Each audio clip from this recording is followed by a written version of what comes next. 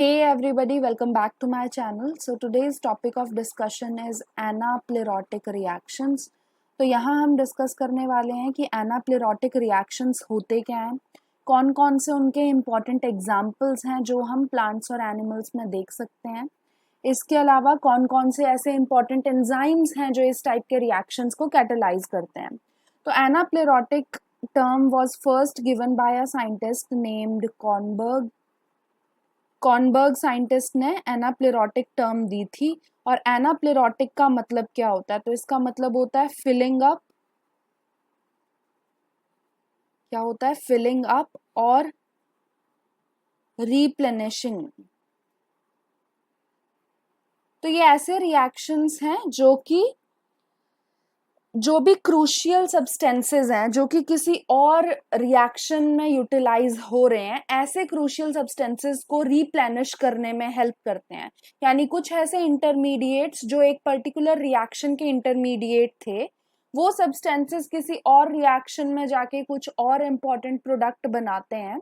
तो उस इंटरमीडिएट को बनाने की एबिलिटी रखने वाले रिएक्शंस को हम एनाप्लेरोटिक रिएक्शंस बोलते हैं। So anaplerotic reactions can be defined as any reaction that can restore the concentration of crucial intermediates that are depleted inside the cell. तो सेल में डिप्लीशन हो गया उन सब्सटेंसेस का, काफी कम अमाउंट में वो प्रेजेंट है, तो उन्हें रिप्लेनिश करने का काम एनाप्लेरोटिक रिएक्शंस का होता है। अब क्या होता है, मोस्ट ऑफ द एनाप्लेरोटिक रिएक्शंस के जो भी मोस्ट ऑफ द इंटरमीडिएट्स होते हैं वो ज्यादातर सिट्रिक एसिड साइकिल से बिलोंग करते हैं, क्रेब्स साइकिल से बिलोंग करते हैं। तो हम क्या बोलते हैं, हमने एक चीज पढ़ी होगी कि सिट्रिक एसिड साइकिल जो होती है, सिट्रिक एसिड साइकिल, जिसे हम क्रेब्स साइकिल भी बोलते हैं। क्या बोलते हैं? Krebs cycle. इस साइकिल के कुछ ऐसे इंटरमीडिएट्स होते हैं जो किसी और रिएक्शन में किसी की बायोसिंथेसिस में हेल्प कर रहे हैं, जैसे कि कुछ अमीनो एसिड्स बनाने में हेल्प कर रहे हैं, या कुछ ग्लूकोज मॉलिक्यूल्स बनाने में हेल्प कर रहे हैं, यूरिया के प्रोडक्शन में हेल्प कर रहे हैं। तो मोस्टली सिट्रिक एसिड साइकिल जो होती है, इसे हम बोलते क्या है? इसे बोलते हैं एम्फीबॉलिक पाथवे।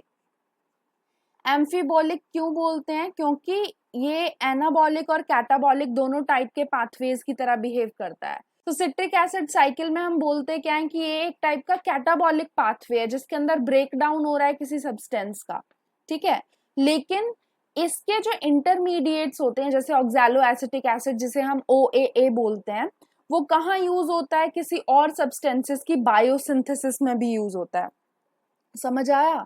तो इसीलिए ये एम्फीबॉलिक पाथवे है, यानी ये कैटेबॉलिक और एनाबॉलिक दोनों की तरह बिहेव कर रहा है। तो ऐसे पाथवेज को हम बोलते हैं एम्फीबॉलिक पाथवेज। अब नेक्स्ट चीज, हमें सिट्रिक एसिड साइकिल के ही कुछ इंटरमीडिएट्स की बात करनी है, उनकी सिंथेसिस कैसे होती है। तो फर्स्ट मेजर, इसे पहले हम रब कर देते हैं, फर्स्ट मेजर जो एंजाइम है जो एनाप्लेरोटिक रिएक्शंस करने में मदद करता है, उसका नाम है पायरुवेट कार्बोक्सिलेज। क्या नाम है? Pyruvate carboxylase. ये जो एंजाइम होता है, ये कैटेलाइज क्या करता है? तो ये रिएक्शन कैटेलाइज करता है जिसमें पायरुवेट का कार्बोक्सिलेशन होता है। पायरुवेट के साथ CO2 जुड़ती है and there is formation of OAA, जिसे हम बोलते हैं ऑक्सैलो एसिटिक एसिड। तो ऑक्सैलो एसिटिक एसिड बनता है, ठीक है। और इसका फिर यूज कर सकते हैं किसी और साइकिल में, जैसे यूरिया साइकिल में इसका यूज होता है। इसके अलावा ग्लूकोनियोजेनेसिस में इसका यूज होता है, यानी ग्लूकोज बनाने में इसका यूज होता है। कुछ अमीनो एसिड्स बनाने में इसका यूज होता है। तो क्या हो रहा है, हम क्या कर रहे हैं, एनाप्लेरोटिक रिएक्शंस में कुछ ऐसे इंटरमीडिएट्स बना रहे हैं, इसकी सिंथेसिस वाला रिएक्शन है एनाप्लेरोटिक रिएक्शन। तो ये जो सिंथेसिस हम इंटरमीडिएट्स की कर रहे हैं, ये इंटरमीडिएट जाके फिर किसी एनाबॉलिक पाथवे में जुड़ जाता है, ठीक है। एनाबॉलिक पाथवे को कैटेलाइज करने में मदद करता है, जैसे कि यूरिया साइकिल है, ग्लूकोनियोजेनेसिस है, ग्लूकोजेनेसिस लिखा है, ग्लूकोनियोजेनेसिस भी आप इसे लिख सकते हो, ग्लूकोज की फॉर्मेशन, अमीनो एसिड्स के सिंथेसिस या कुछ और चीज बनाने में भी ये यूजफुल होता है। नेक्स्ट आपको क्या याद रखना है, ये एंजाइम कहाँ प्रेजेंट होता है, तो ये मैट्रिक्स में प्रेजेंट होता है, किसकी, माइटोकॉन्ड्रिया की। तो माइटोकॉन्ड्रियल मैट्रिक्स के अंदर ये पाया जाता है एंजाइम। किसके अंदर ये प्रेजेंट होता है, तो आपको याद रखना है ये एंजाइम मोस्टली एनिमल सेल्स में पाया जाता है। और एनिमल सेल्स में भी कौन से वाले सेल्स में, मेजरली लिवर एंड किडनी में, वहां पे ये एंजाइम पाया जाता है।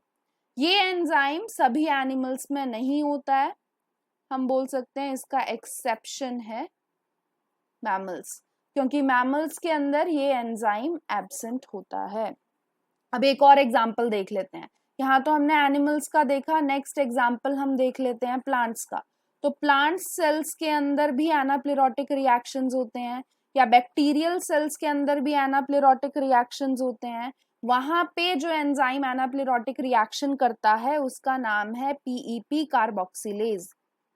तो एक एंजाइम होता है पीईपी कार्बोक्सिलेज, इसके अलावा एक और एंजाइम होता है जिसे बोलते हैं पीईपी कार्बोक्सीकाइनेज। दोनों एंजाइम एनाप्लेरोटिक रिएक्शंस में हेल्प करते हैं। और क्या क्या चीज की सिंथेसिस करते हैं, तो ये दोनों एंजाइम्स कौन सा रिएक्शन करेंगे, पीईपी को कन्वर्ट कर देंगे, पीईपी इनका सबस्ट्रेट होता है, उसे कन्वर्ट कर देंगे ओएए में, यानी ऑक्सैलो एसिटिक एसिड में। ठीक है, तो यहाँ भी इंटरमीडिएट बन रहा है, कौन सा वाला, सिट्रिक एसिड साइकिल का इंटरमीडिएट, जो किसी और रिएक्शन में यूटिलाइज हो जाएगा। अब एक और एंजाइम का नाम हम पढ़ लेते हैं, कौन सा एंजाइम है जो एनाप्लेरोटिक रिएक्शंस करने में मदद करता है, तो उसका नाम है मैलेट डिहाइड्रोजिनेज। Mallet dehydrogenase. अब ये जो एंजाइम होता है ये किस टाइप का रिएक्शन करता है, तो ये पायरुवेट को कन्वर्ट करता है किस चीज में, पायरुवेट को बदल देगा ये मैलेट में। ठीक है, और मैलेट जो होता है वो फिर किसी और साइकिल में यूज हो सकता है, किसी और बायोसिंथेटिक पाथवे में यूज हो सकता है। जैसे कि ग्लाइऑक्सिलेट साइकिल है, तो यहाँ आप लिख सकते हो ग्लाइऑक्सिलेट साइकिल में इसका यूज कर सकते हैं। यूरिया साइकिल मैंने आपको पहले बता ही दिया, ग्लूकोनियोजेनेसिस भी बता दिया है। फैटी एसिड सिंथेसिस में भी इसका यूज हो सकता है, फैटी एसिड्स बनाने में हो सकता है, अमीनो एसिड्स की सिंथेसिस में हो सकता है। तो हमने 3 एंजाइम्स ऐसे पढ़े जो एनाप्लेरोटिक रिएक्शंस को कैटेलाइज करते हैं। ठीक है, और एनाप्लेरोटिक रिएक्शंस आई होप कि आपको ढंग से समझ आ गया हो।